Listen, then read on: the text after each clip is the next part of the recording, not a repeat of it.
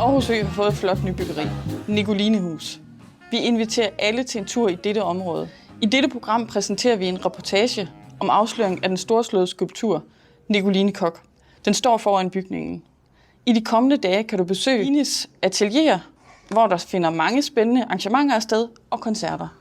Fantastisk dag at få lov til at afsløre skulpturen. Den er i miniatyr her. Det var jo ikke os, der valgte navnet Nicoline Koch, fordi det var faktisk blandt andet Lone Hindø i spidsen med byrådet, men Lone Hindø, som faktisk arbejdede for, at der skulle komme flere kvindenavne i gader og stræder i Aarhus. Og der brugte man blandt andet Aarhus Ø til at vælge nogle kvinder, der ligesom havde skilt sig ud. Og der var Nicoline Koch en af dem, som kom til Aarhus i 1916.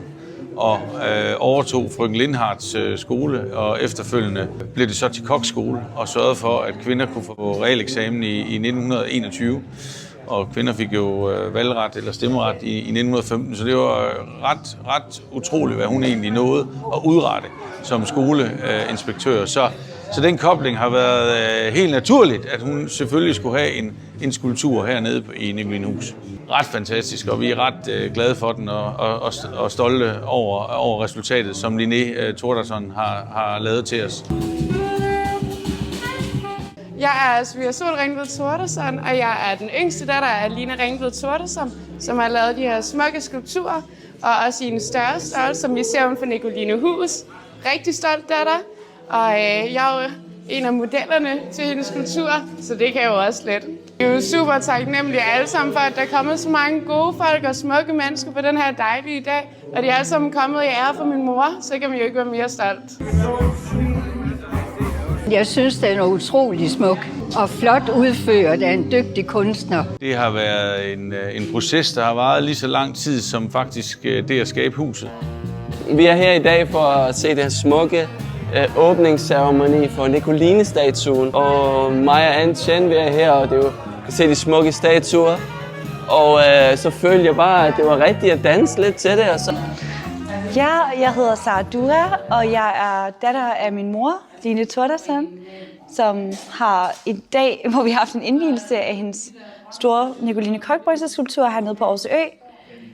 Jeg har været stolt af min mor, fordi at jeg synes, det er mega fedt, det der med at få skabt plads til kvinder i bybilledet. For eksempel i forhold til, altså både med hende selv, fordi hun har været dygtig til i forhold til sit arbejde. Hun har en stærk sådan, arbejdsmoral. Og det tænker jeg også afspejler lidt Nicoline Koch, som også har haft en stærk arbejdsmoral og har været en kvinde før sin tid, som har været forstander for en skole. Der har jo været afsløring i dag af Nicoline Koch-skulpturen 2,20 meter, som står her udenfor i Nicolinehus. Så laver en udstilling her med Nicoline Koch i en miniatyrmodel, støbt i Italien i Pietrasanta, hvor de verdens bedste støbere holder til. Og hun har været undervejs i 5 år nu og er bestilt af Brix, som jo har bygget det smukke Nicolinehus her. Og jeg har jo stillet Nicoline Koch på en sokkel, så man rent faktisk kan sidde ved siden af hende, så hun bliver en del af fællesskabet her i Nicolinehus og på Aarhus Ø. Ja, og man kan jo selvfølgelig gå rundt om hende, når man går tur hernede, og se hende fra alle vinklerne. Hun er et besøg værd. Og det overrasker mig lidt, at folk allerede tog så godt imod hende, og har været hen og røre hende, og tager masser af billeder, og bare generelt kan jeg mærke, at folk er så glade for hende. Hun har også været længe undervejs.